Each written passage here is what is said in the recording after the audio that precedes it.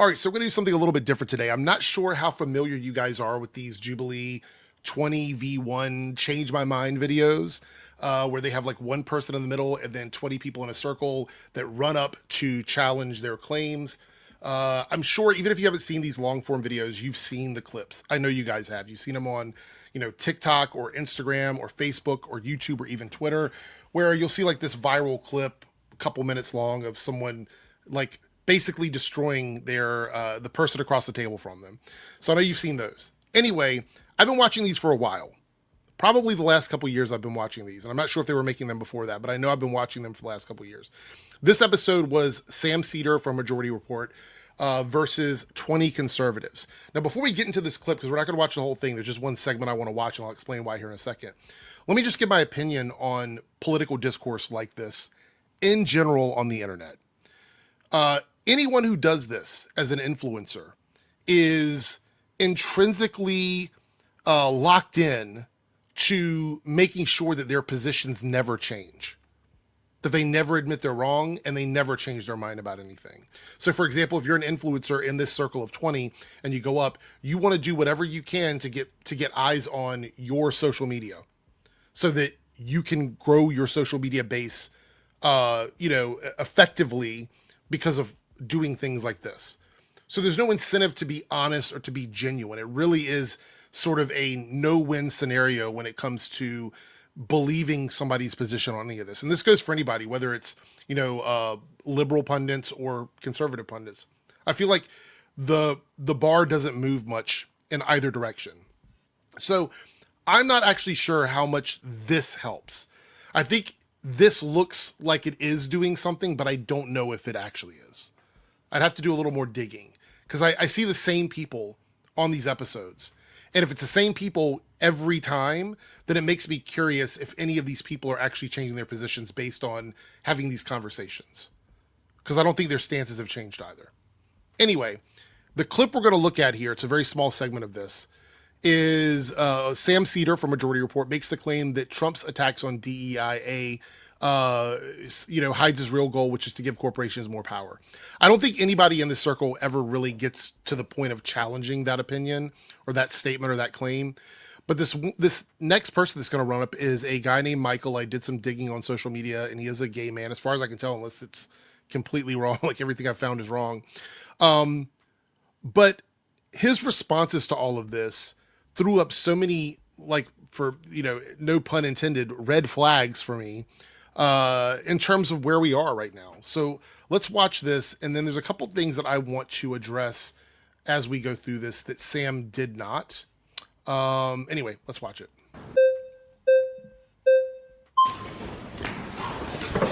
Hi. Hi. How are you? Good. How you doing? Okay. When it comes to DEI, essentially, if a person was not racist, he would hire someone regardless, right? Okay. So right away, that claim is that, or what he's saying is that if someone were not racist, they would hire anybody anyway. And that is a utopian world where race doesn't matter. But the entire reason we have protections for marginalized communities is because it does. That's the reason why those things exist. So for him to say something like that immediately tells me that we're, as I was watching this live, tells me that we're just not going to get much from him in terms of again, moving that line, moving that bar, because he doesn't even understand the scenario, honestly. So why would we need a policy to protect a person if we've moved past racism? But we haven't. We haven't moved past racism. And actually, Sam doesn't follow up on that. This is a statement that doesn't make sense. We haven't moved past racism. Clearly, we have not. So the fact that he would say this, and Sam does ask him this, but then he doesn't follow up on it, which I think is interesting. So would you consider yourself racist? Wait, are you suggesting we've moved past racism? Would you consider yourself racist? That's the last pushback he gets on that. I wish he would have pushed back a little bit more on that because that doesn't make any sense. We have not moved past racism. It doesn't matter really what side you're on. I think it's clear that racism is still an issue in some way or another. I consider myself, and sometimes I think we all practice like some form of, white supremacy. I think actually we all do to some degree. Well, I'm glad that you're saying that. So that's because the system is designed around that. That's the issue, is that there's no way to really not be a part of that system because it's bigger than individual decisions. Like I've said before in many videos, an individual person may not be a racist person, but they can still benefit and propagate racist ideals or be a part of that system, even if they're not trying to.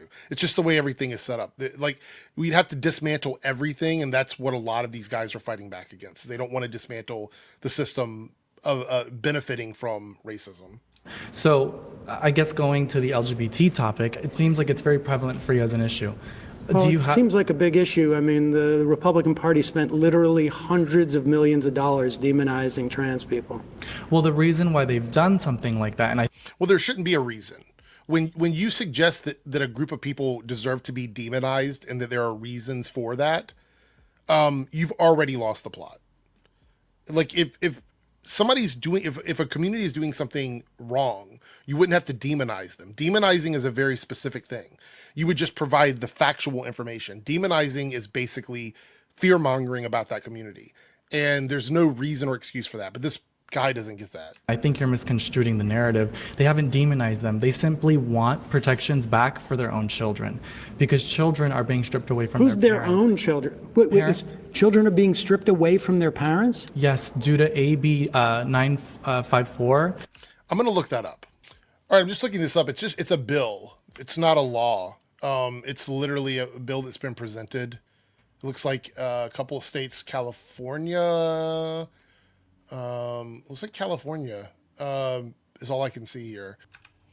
And the thing is, most people would argue with me that bills are not, like, I've seen people argue with me that bills or, presented ideas from political parties, it shouldn't matter. So keep that same energy. If you think that it doesn't matter when it's a bill, only when it's a law, then this is just a talking point. It's not something that's actually happening.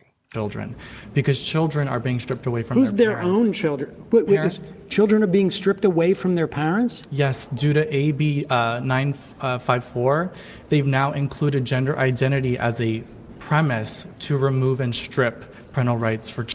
It's a bill. It's not been implemented yet. So nobody has been stripped away from someone else for this. That's not happening. Children who maybe they are rejecting their gender ideology. So, but you'd be okay with parents who agree with their children's doctors to provide gender affirming care? I do not agree with that. Do you? How can there be a disagreement about that? I've gone through this many times before.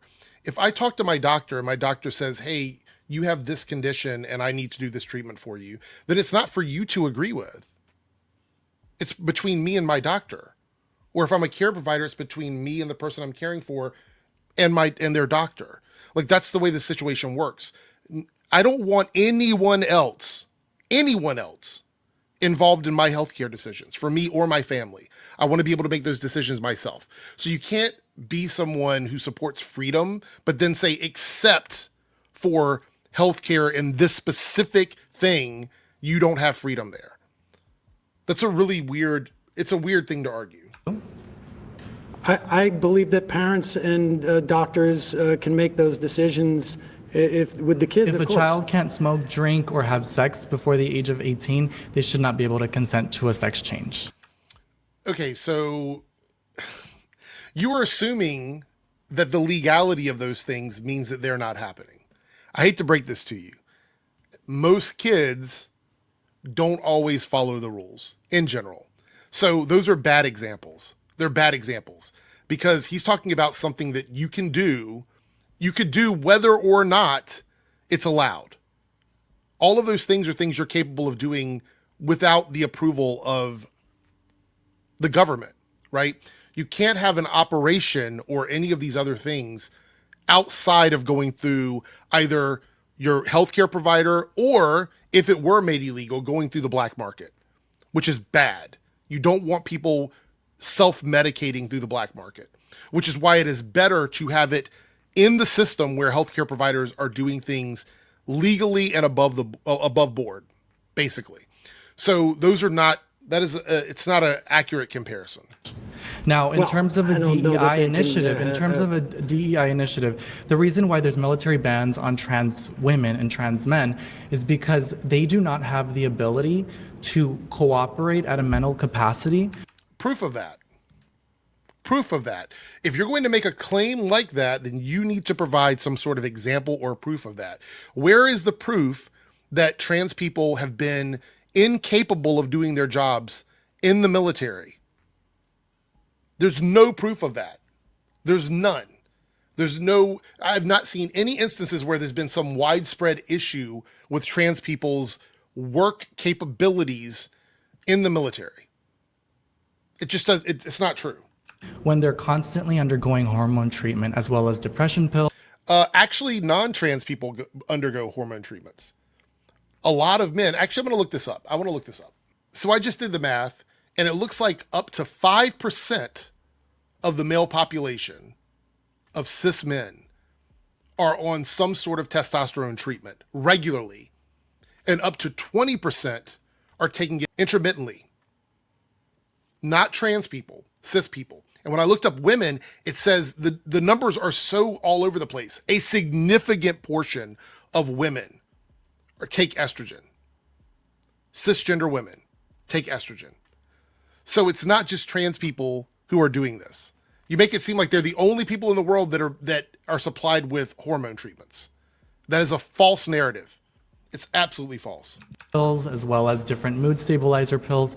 And so when you go out to combat, do you really think you're going to bring an ice cooler pack with your, whether that be hormone, estrogen, or whatever it may be, while you're about to shoot someone of the opposing war? Well, the executive. I just want to point out that as far as I'm aware, unless something has changed, testosterone and estrogen do not need to be refrigerated. Not that it matters, because I don't think he really cares. But if you're going to have this kind of opinion about trans people, you should at least understand what it is you're talking about. Those two things are stored at room temperature, as far as I know, unless something has changed. Cooler pack with your, whether that be hormone, estrogen, or whatever it may be, while you're about to shoot someone of the opposing war. Well, the executive orders that Trump gave were DEIA orders that had to do with agencies that have nothing to do with the military. Exactly. Yes, they do.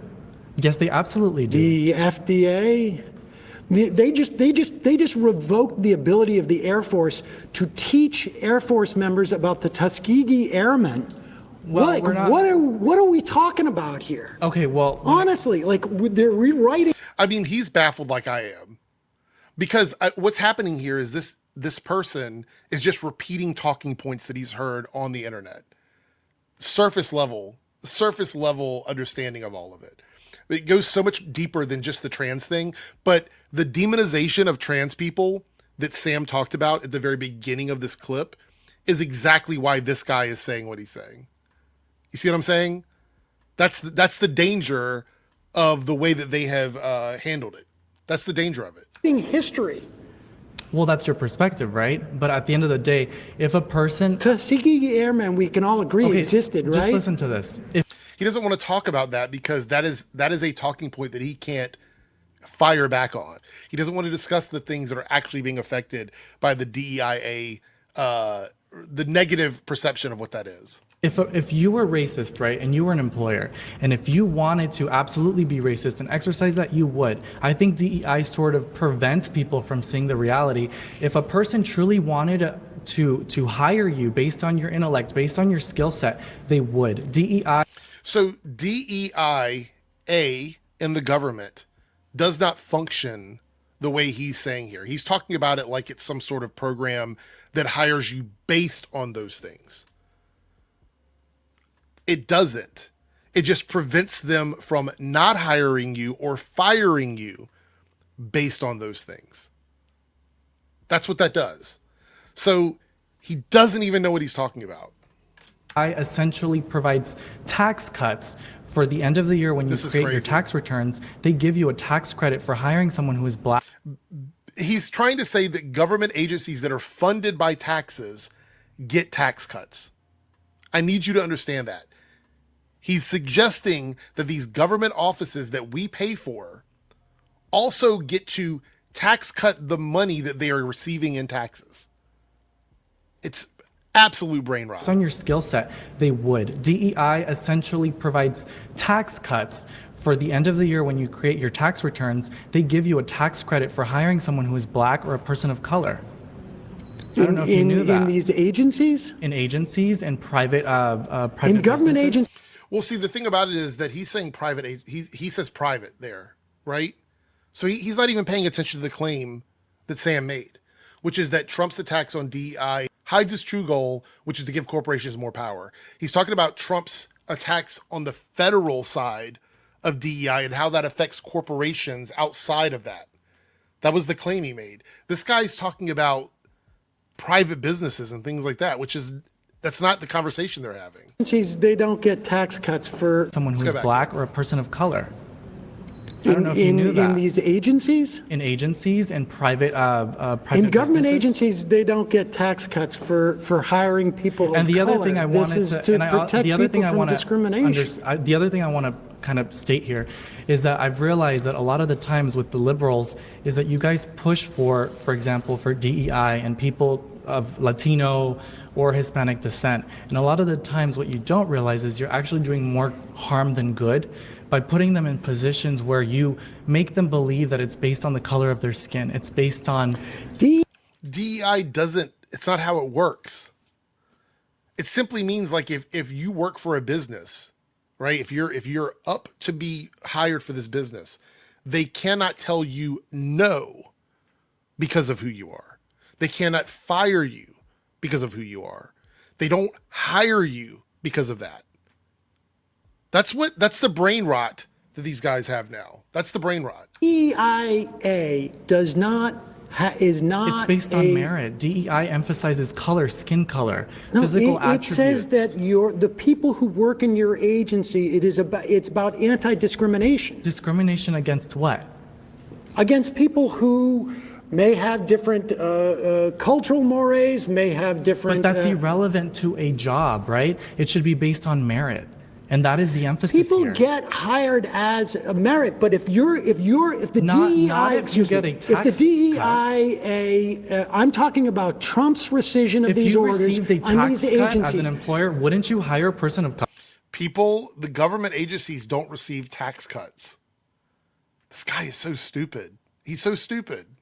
Dude, If you could pay them less? listen, we're talking about government agencies that do not get tax cuts.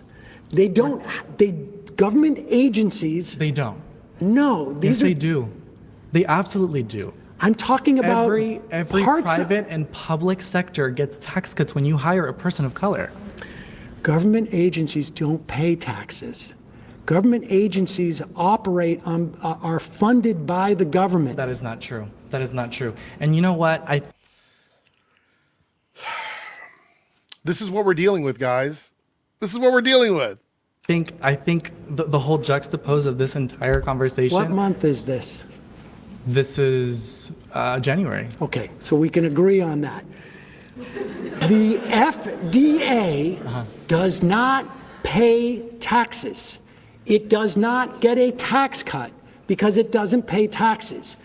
DEIA forces them as an agency to say if you have a job opening, you must do your best efforts to make sure that every I like that. I part love of me a society. buzzword. You must do your best effort. I love that buzzword. Okay, pause. Because Yes, it's a protection.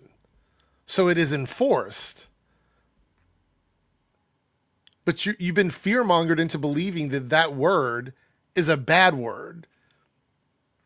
Even though you tried to justify that they must get rid of trans people in the military because they're incapable of doing the job. So clearly you don't see it as a bad word when it fits your narrative. You must do your best efforts to make sure that every I like that. I part love of me a society. buzzword. You must do your best effort. I love that buzzword. Okay, Because pause. you feel like you have to. You're pressured Pause. to. Yes. You shouldn't be pressured to hire someone based on skin color.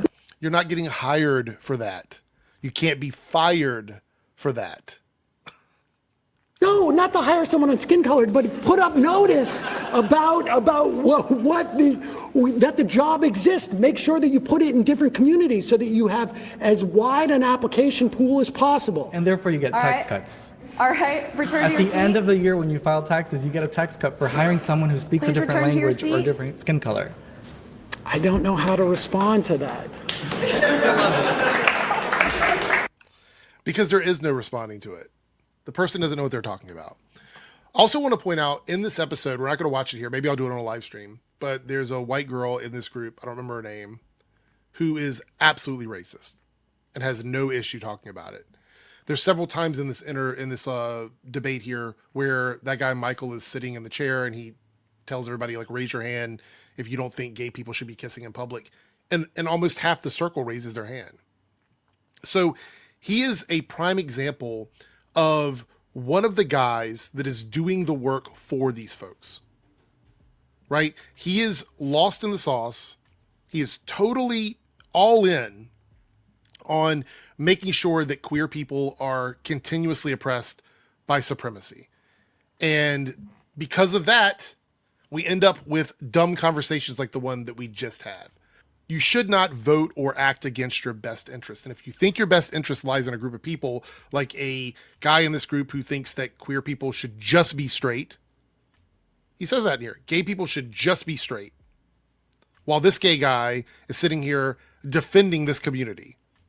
And in this same room, he has a racist white woman and another guy who says that gay people should just be straight. I don't know what to tell you, but these people are not your people. They're not your friends. They're not. They will throw you under the bus the minute you become useless to them, which is right after they start blocking all of the rights that queer people have. So congratulations, Michael. You are part of the problem with the system, and I don't feel sorry for you in the least.